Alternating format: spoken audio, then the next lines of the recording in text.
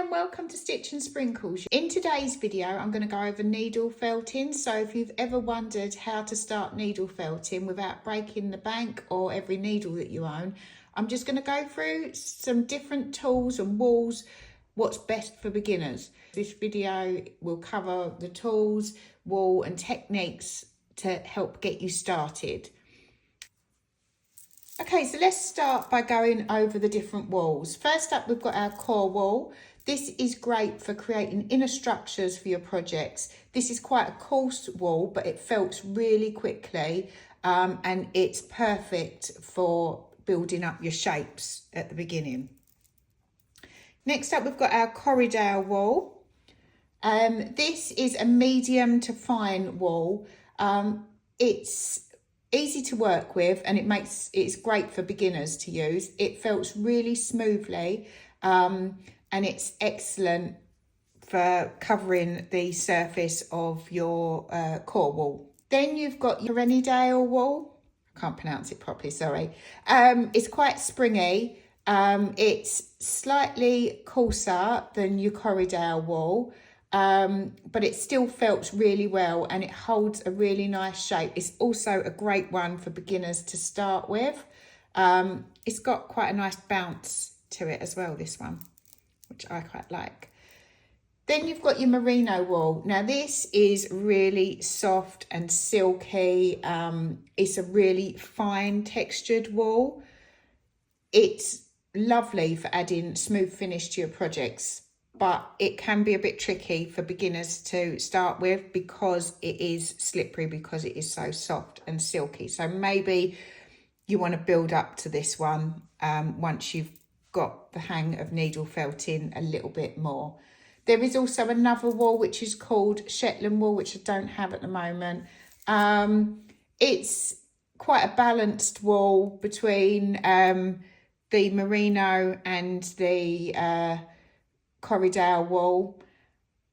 It's medium, but I would say for beginners, what you really need to focus on is you want your core wool, your Corriedale wool and your Corriedale wool. When you're looking at your different wool types, you're going to come up against some different terms, which are the terms of how the wool is prepared. So you'll come across carded wool. Carded wool has been brushed into a fluffy, airy texture, and it can come in bats or in a loose pile. It's great for if you want to build volume in a project. You'll also get slivers. Slivers are similar to your roving. They're typically thinner and less compacted. They're easier to tear off than the carded, and they so you can, it's easier to get more manageable pieces to work with from this. Having said that, it's not that hard, to be fair. It's great for adding small amounts of colour details to surfaces and textures. You will also see there's roving, which is wool that has been combed into large, long, rope-like strands. That's great for when you want to wrap and layer, especially for smoother sort of projects. So then we're on to our different needles.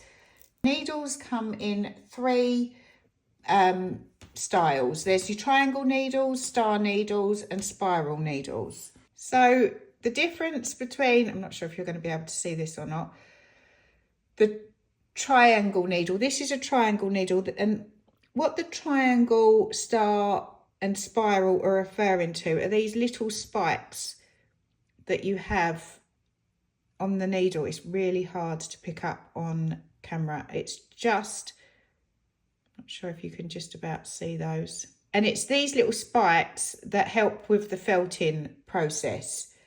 So this one here is a triangle. This one is a star. That's really hard to pick up. And this one is a spiral needle. This just sort of, can't really see it, but it sort of curves. It's not straight like the others. Your triangle needle is your most common type of needle. It's suitable for basically all your felting tasks. Star needles have got more barbs and they're efficient for, like, if you want to felt a bit faster. And spiral needles, they'll reduce resistance, allowing for a little bit of a smoother finish to your felting. Your felting needles come in a range of sizes from a 32 gauge to a 42. 32 is a coarser needle. So this is a 32. Again, you can't really see it that well. Which is the coarse needle, and it's ideal for the initial part of your felting. So for your shaping and helping to bring it all together and felt bulky areas. Then you've got your 38. This is a finer needle, great for adding detail and finishing touches to your project. And then you've got your 42. This is a really fine needle, and this is what you're going to use for your real little details and really refining your project. This is probably the most detailed needle that you're going to use. It's good to try and make sure you use the right needles throughout the different stages of your process. So you'll start with your 32s and work your way to your 42. Having said that, if you're just starting out, you're really going to want a 32, possibly a 36, but a 38. You could just get away with a 32 and a 38 for starting out your projects. But obviously, as you get more advanced, having the different variety of needles is going to really help you to refine your projects and get the best results, really. Also, you don't really want to be using your fine needles at the beginning because you've got more chance of breakages and things like that. You might also find if you're starting out that you want to wear like a thimble or something to protect your nail because it hurts. If you stab yourself with the needle, it is going to hurt. So make sure you take care. So on to felting mats.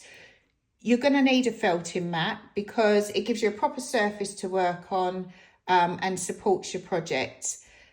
This will also stop you from your needle because obviously if this is hitting a flat surface like a wooden table or something like that, they're going to break. But if they go into a needle through your project into the mat, it's just going to, it's like a cushion basically to stop you from breaking your needles or ruining your furniture.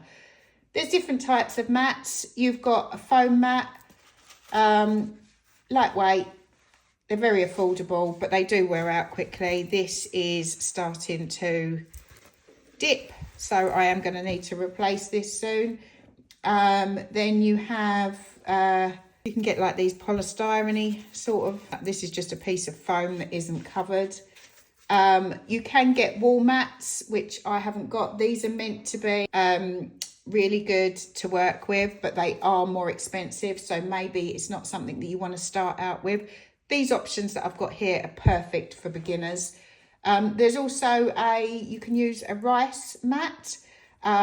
These are quite easy to make, so actually I might do that as one of my next videos to show you how to make a rice filled felting mat. They're quite durable and they're very easy to, if they do wear out or what have you, the rice mats, you can change them quite easily because obviously the rice inside you can just recycle and just remake the cover. But I think I'll do a whole separate video on that. There is another type of mat that you can get. I haven't got it, but it's it's like a bristles. It's got a plastic surface and it's got a brush type there. These are designed with stiff bristles and they reduce the resistance. So they do help to preserve your needles and they are great for detailed work. I've never worked with one of those, but that is another option if you see them and you fancy giving this a try.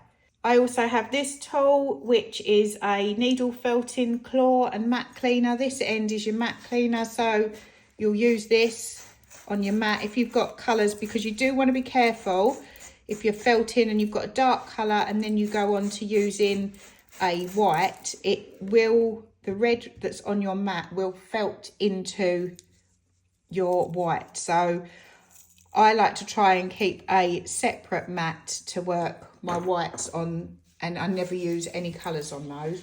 The claw end of this you can use if you want to blend in two types of wool in together.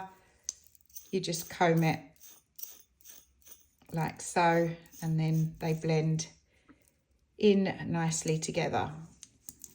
It's also great if you've got things that you want to hold into place that are small, like small details on your project. You can hold that down and then you could sort of felt round it.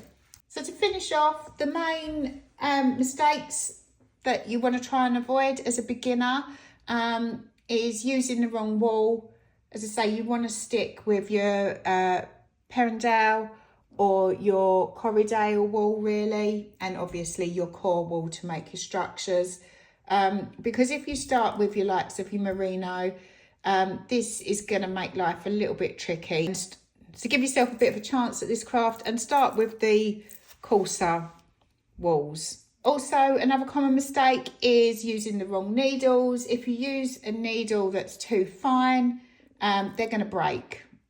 And if you use one that's too coarse, you're going to end up with creating real hard indentations where you don't necessarily want them.